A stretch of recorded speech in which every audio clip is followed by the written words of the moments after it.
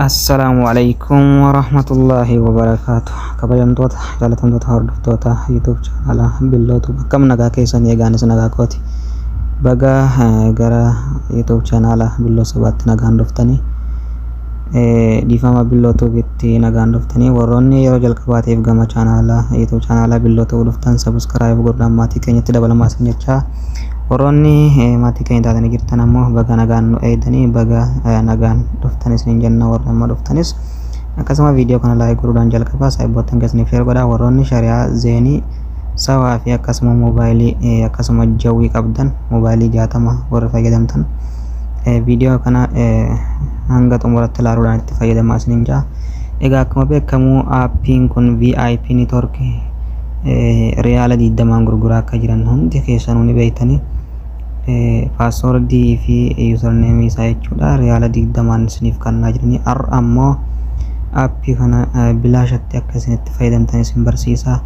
Harree viidiyoon kun nama hunda bira gahuu qaba.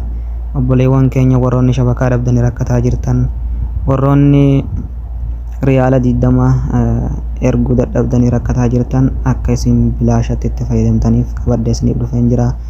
Warri sawaa qabdanis akkasuma warri zeenii qabdan warri jawwii qabdan warri moobaayilii 60 fayyadamtan hundi keessanuu baga gammaddanii waliif qoodaa isiniin jaa. Viidiyoo kana aappii kana passwordii isaa akkamitti akka argattan firii jechuudha bilaashatti akkamitti akka argattan itti fayyadamtan isin barsiisa.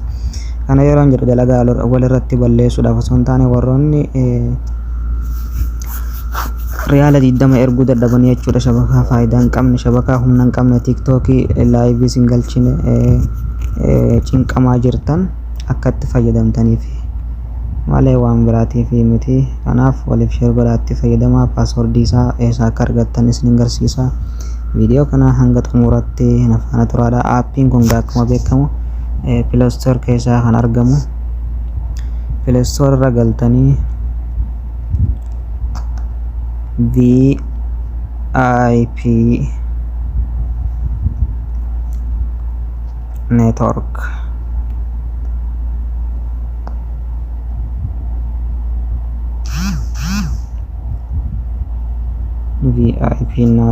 jettanii itti barreessan kun hojii jalatti isiniif waluu kana wada sarchi gootanii aappiin bifa kanaan isiniif dhufaa update na gaafata jechuudha. Ammaan tana asirratti ani isin ammoo install godhaa isiniin jedha.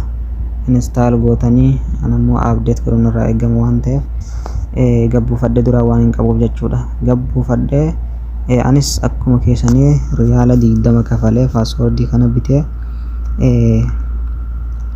akka inni dalaguuf akka inni dalagne ilaaleen jira.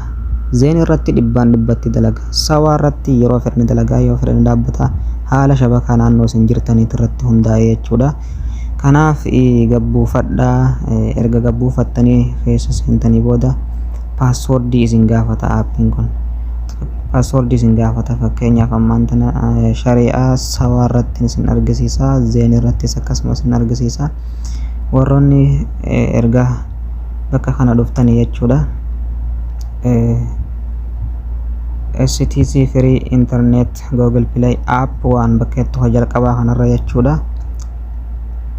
Tajalqabaa moobaayilii riyaala 60ti, lammaffaan STC dha, sadaffaanis STC, afuraffaan jawwii akkasuma shanaffaan moobaayilii 60, jahaffaan zeeniidha. Zeenii xumuraa kanarratti isiniif dalaga. Sawaa tokkoffaa kanarratti isiniif dalaga, lammaffaa kanarratti isiniif dalaga. Kanaaf mee tokkoffaa kanarratti naa dalagaa jiraanii asirra haa isin agarsiisa. Achi booda passwordii fi username isin gaafata. Username isaa akkuma asirratti argaa jirtan kan isin argisiisaa jiru sawaa irratti ammaan tana 00 yeroo 6 jechuudha. Akkasuma gabbuutanii bakka passwordii isin gaafatuttis 0 yeroo 6 barreessitan jechuudha. Duwwaa 2 3 4 5 6 achi booda gabbuutanii asirratti waan isin galuu qabu serverii isaa kanuma jalqabaa kana irratti kan auto select server jalqabaa kana jechuudha. Achi booda as dhuftanii ofii tana on itti jijjiiruu qofaa jechuudha. Akka ajaa'ibatti dalaga jechuudha. On ta'ee jira. Kun amma shari'aa sawaarratti maashaallah akka ajaa'iba dalaguu isaa YouTube keessa seennee isiniif haa mirkaneessu. Dhibbaan dhibbatti dalagaa jechuudha. Warroonni shabakaa dhabdanii rakkataa jirtan buufadhaatti fayyadama. Kun akkuma agartan aappiin akka ajaa'ibatti dalagaa jechuudha. Saffisa ajaa'ibaatiin dalagaa jechuudha.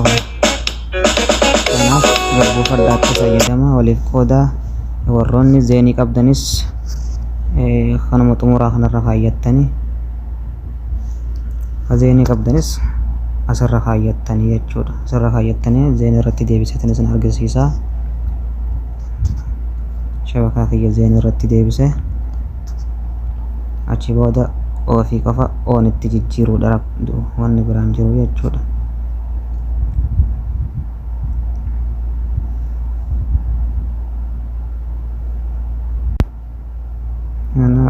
Akka ajaa'ibatti dalagaa jechuudha. Dubbii takkaan godhu akka ajaa'ibatti dalagaa. Warra zeenii qabdanis itti fayyadamaa. Anjawii fi moobaayilii waan hin qabneef zeenii fi asirratti kun akkuma argaa jirtan zeenii jetti jechuudha. Shabakaan kun bakka kana yoo bartan jechuudha. Zeenii irra jira jechuudha. Zeenii irratti qulfiin kun gubbarratti torbaatee jirti. Akka ajaa'ibatti dalagu jira. Sawaan amma tokkoffaadha. Kun amma sawaa irratti deebiseetiin jira. Sawaa irratti deebiseetiin jira. As dhufeetiin sawaa tokkoffaa kanarra kaa'ee achi boodatti banaa jechuudha. Amma shari'aa sawaa irratti deebiseetiin jira. Kun akkuma agartan akka ajaa'ibatti dalagaa jechuudha. Kanaaf obboleewwan keessaniif sheer godhaa, itti fayyadamaa. Aappiilee akkanaa kabiraa hedduu yoo barbaaddan koomantii irratti naaf barreessaa. Waan isin dhibe na gaafadhaa. Aappiin bifa haaraan buufadhaa. Warra duraan qabdan abdeet godhuudhaan eegalaa. Akkasiin isin jedha obboleeyyan kiyya. Viidiyoo kana sheer waliif godhaa. YouTube kiyya subscribe naaf godhaa, like godhaa. Hanga viidiyoo biraatii walitti deebinutti. Assalaamu alaikum warahmatullaahi wabarakaatuh.